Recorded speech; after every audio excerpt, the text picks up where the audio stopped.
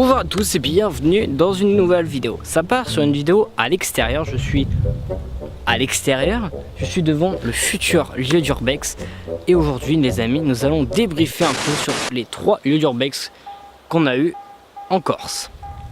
Alors, bon, vous ferez gaffe parce qu'en fait, de temps en temps je vais checker un peu parce qu'il y a sûrement des passants qui passent ou en face de moi il y a une petite route. Voilà, donc voilà, il risque d'avoir des cuettes, mais bon, c'est pas grave.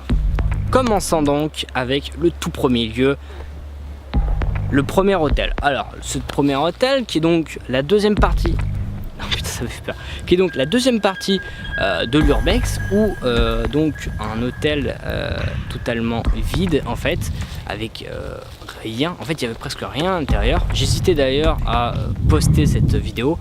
Mais bon, je me suis dit, allez, j'ai fait le montage, je vais la publier quand même, au moins c'est fait, ça fera une vidéo d'urbex en plus.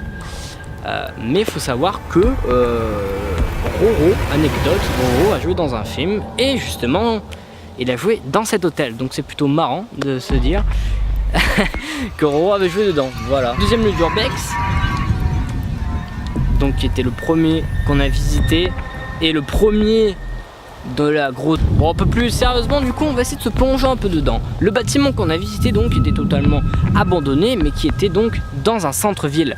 Le problème de ça, c'est qu'il faut pas du coup mettre des grosses lumières. Comme vous avez pu peut-être le voir, en fait, on en entend, je le disais même avec Roro, on l'avait vu, qu'un peu plus bas il y a une station-service, et à cette station-service, eh ben, il y avait des personnes qui regardaient le bâtiment. Alors je sais pas s'ils regardaient vraiment le bâtiment ou s'ils regardaient un peu plus haut ou un peu plus bas, je ne sais pas, on pourra même d'ailleurs jamais le savoir. Mais voilà, quand on devait passer donc du gros bâtiment à des autres pièces qui étaient un peu plus loin, on a dû tout éteindre et passer en limite en courant et essayer de faire le moins de bruit possible, chose à laquelle je ne suis pas trop arrivé d'ailleurs. Le plus gros endroit qu'on a visité, je crois. C'est trop distrait. Allez, je vais vous montrer parce que regardez,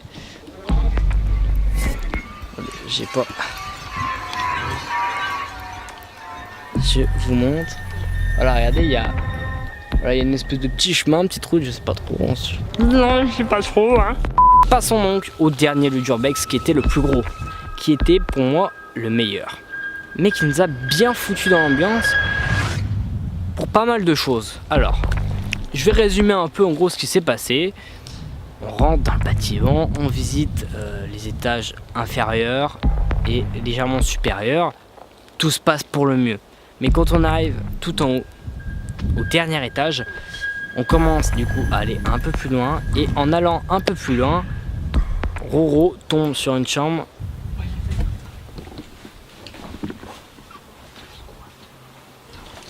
Et là tout de suite, hypothèse, il y a un squatter.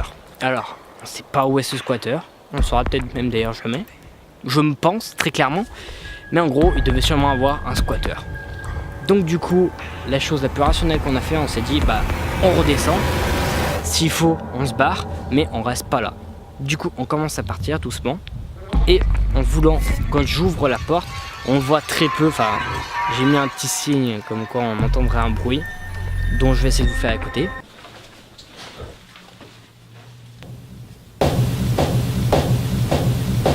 Ce bruit-là, plusieurs hypothèses. En fait, je me suis posé plusieurs hypothèses dans ma tête pendant que je faisais le montage. J'ai réécouté plein de fois le bruit et je m'en suis souvenu même quand il y avait eu ce bruit là. Déjà, on va écarter plusieurs hypothèses. La première, ce serait celle d'un esprit paranormal. Ça, on peut tout de suite l'enlever directement, puisque il n'y avait rien dans les rushs vidéo. Je n'ai rien capté, j'ai pas vu une petite lumière passer, un petit truc passer très vite, donc il n'y avait aucun phénomène possible. Deuxième chose, ça serait un phénomène animal. Alors le phénomène animal, je me doute très fort aussi qu'il risque d'avoir eu un phénomène animal, puisque je vous rappelle qu'on était tout en haut au dernier étage, donc il y aurait peut-être eu un chat, mais même un chat n'a pas pu faire claquer une porte. Il nous reste du coup plus que 2 hypothèses. La première, ça serait celle d'un squatter. Hypothèse qui me reste encore vraiment très sceptique, mais vraiment super sceptique. Je la mets de côté et je vous expliquerai pourquoi est-ce que je la mettrai de côté. Pour moi, l'hypothèse la plus simple serait tout simplement un coup de vent. Puisqu'il y avait déjà un peu de vent, on était à côté de la mer. Donc bon, ça risque d'être sûrement le vent qui fait claquer la porte. Donc pour moi, le vent, ça serait un phénomène du coup possible, qui serait même le phénomène même le plus sûr qui peut être atteint.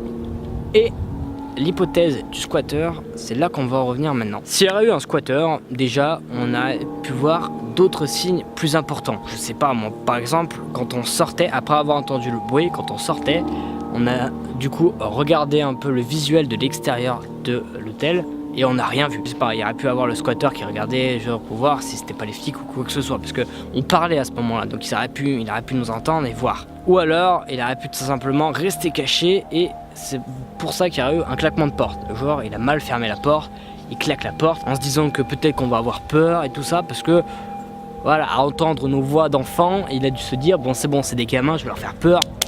Affaire conclue, on en est à 7 minutes de rush. Voilà, ce que je vous propose, c'est de choisir pour vous quelle hypothèse serait la plus probable. Est-ce que ça serait le vent, qui est pour moi mon hypothèse la plus sûre, ou est-ce que ça serait un squatter? Je ne sais pas. Je vous laisse le fin mot de l'histoire. Et puis voilà, c'est la fin de cette vidéo. J'espère que ça vous aura plu, ce petit débriefing à l'extérieur vous aura plu, parce que je me suis dit que à l'intérieur c'est bien, mais à l'extérieur c'est mieux. En plus quand il fait beau c'est cool. Donc si vous voulez que je vous fasse des débriefings dehors, dites-le moi aussi. Voilà. C'est la fin de cette vidéo. J'espère que ça vous aura plu. J'espère que les prochaines vidéos d'Urbex vous plairont autant que moi. Et moi je vous dis à la prochaine pour une prochaine vidéo. Ciao.